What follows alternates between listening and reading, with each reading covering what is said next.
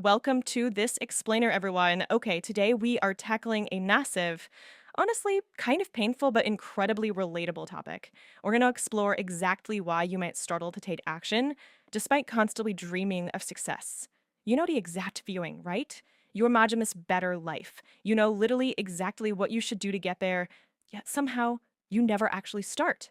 You promise yourself every single night that tomorrow is going to be different, but tomorrow just becomes another yesterday.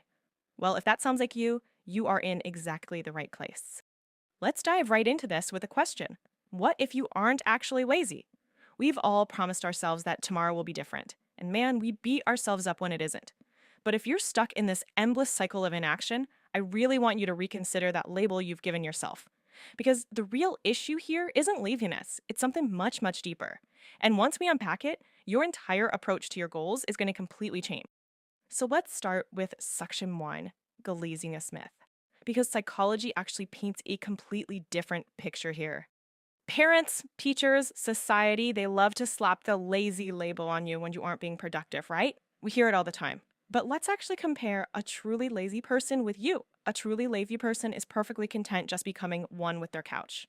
They don't set goals, they don't dream about massive success, and crucially, they don't feel guilty for wasting time. But you actively consume self improvement explainers. You make all these plans, you save ideas, and you genuinely desperately want success. You feel that heavy thinking guilt when you procrastinate. And honestly, that alone proves you are not lazy. So, the crucial point here is this: it's not laziness, it is conflict. You are trapped in an intense biological tug of war.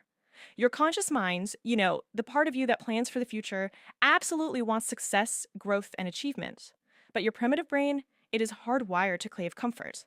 And unfortunately, when those two go head to head without a strategy, well, comfort almost always wins. Which brings us to section two, your brain's hidden fears, and exactly why comfort usually wins that tug of war. To really understand this, we have to look closely at how our ancient survival brains are wired and how that wiring is actively working against our modern ambitious goals. Imagine two buttons in front of you. One gives immediate pleasure, the other gives long term success. Your brain naturally slams the instant dopamine button, scrolling TikTok, eating junk food, sleeping in. Why? Well, because your brain evolved thousands of years ago, and its primary job was never to make you a millionaire or an expert. Its job was just to keep you alive and conserve energy. So it naturally puts off those long term energy draining rewards like studying or building a business until tomorrow.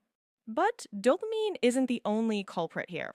If we actually break down the data, inaction is driven almost equally by a triad of hidden fears. It's roughly a 34% split for fear of failure, another 33% for fear of success, and the remaining 33% is fear of judgment. Imagine starting a new project. Your brain immediately freaks out and says, "What if people laugh? What if I fail?" This inaction is literally a defense mechanism to protect your ego. I mean, if you never try, you never fail, right? And this fear of judgment frequently disguises itself as something that sounds almost like a positive trait: perfectionism. But make no mistake, perfection is your absolute enemy. It tricks ambitious people into waiting for the perfect camera, the perfect business plan, or the absolute perfect time to start.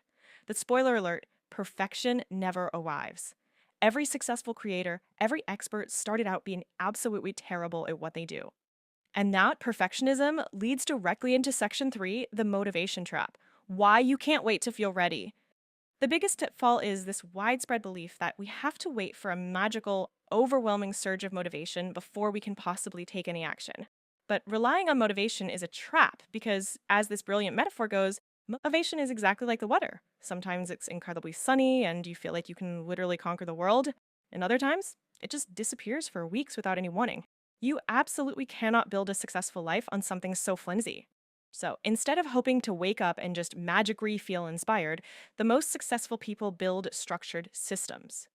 Building a system means setting up routines and environments that push you forward regardless of your internal mental weather.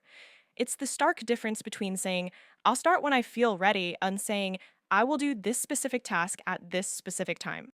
Now, let's move to section four, changing your identity, which is how you ensure those habits will actually follow.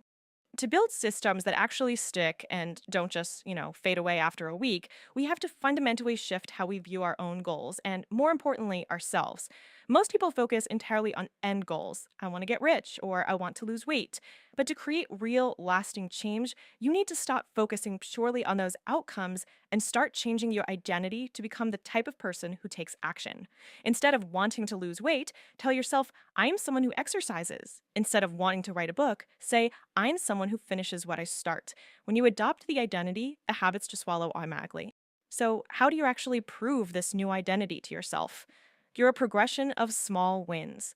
Building these new habits is kind of like pushing a giant rock. It is incredibly hard at first, and it barely moves. But if you commit to tiny actions, reading just one page, doing exactly one push up, writing a single paragraph, you overcome that initial friction. These tiny repeated daily actions compound over time, making every subsequent push easier, and that ultimately transforms your identity. Which brings us perfectly to section side, the 5-minute rule, how to completely bypass the brain's fear.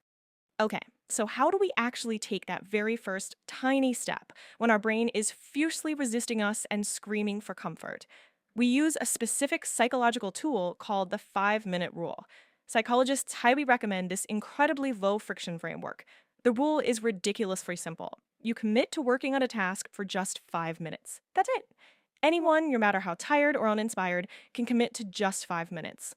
By removing the intense pressure of a giant hours long commitment, you effectively bypass your primitive brain's massive fear of hard work. Even your inner caveman can handle 5 minutes. And the crucial secret behind this rule is simple, but it's a total game changer. Action creates motivation, not the other way around. People think they need to feel motivated to act, but the truth is, once you begin and push past that initial 5-minute barrier, momentum naturally takes over. Most of the time, once you start, you just continue. The action itself generates the motivation to keep going. Let's look at the ultimate consequence of this. Fast forward 1 year from now. There are going to be two versions of you. The first version keeps waiting, waiting for motivation, waiting for absolute confidence, waiting for the perfect moment. And for that version, absolutely nothing changes. But version 2 starts today with imperfect, tiny 5-minute actions. No excuses, no perfectionism, just daily progress. The difference between those two lives really comes down to just one decision, the decision to begin.